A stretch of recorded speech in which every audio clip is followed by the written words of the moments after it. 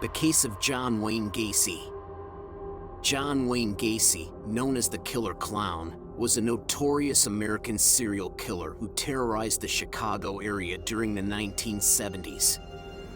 Born on March 17, 1942, in Chicago, Illinois, Gacy's life would become synonymous with horror and disbelief as he carried out a series of shocking and brutal crimes.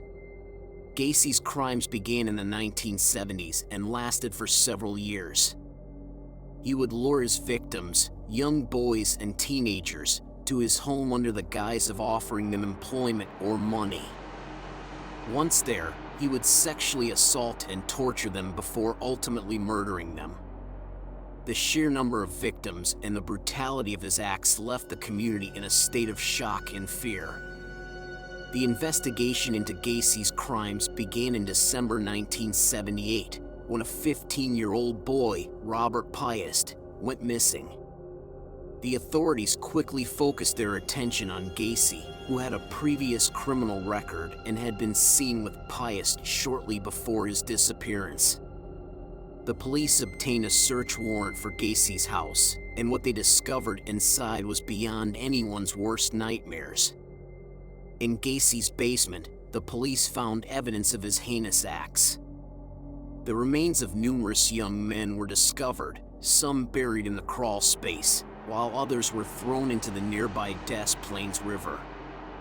The horrifying scene painted a picture of a sadistic and cold-blooded killer who had operated for years without detection. Gacy's trial began in February 1980 and quickly became a media sensation. The prosecution presented a mountain of evidence, including testimonies from survivors, forensic evidence, and Gacy's own confession.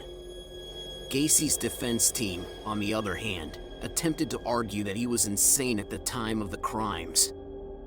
Despite his defense's efforts, Gacy was found guilty on all charges and sentenced to death.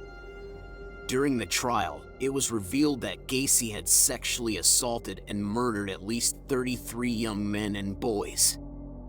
He showed no remorse for his actions, adding to the horror and disgust felt by the public. While on death row, Gacy attempted to maintain some level of control and notoriety.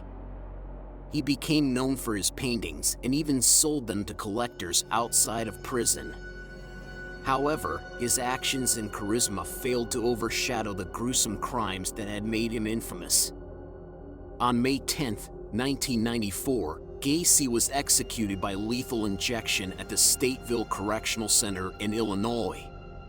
His death marked the end of a chapter filled with unimaginable cruelty and left behind a legacy of terror and sorrow. The case of John Wayne Gacy served as a wake-up call for law enforcement and the public, highlighting the need for better systems to identify and capture serial killers. It also led to the development of the Missing Persons Act in Illinois, which allows the police to intervene more quickly in missing persons cases. The chilling story of John Wayne Gacy serves as a reminder of the depths of human depravity and the potential for evil that exists in the world. It also serves as a call to action to protect the vulnerable and ensure that justice is served for the victims and their families.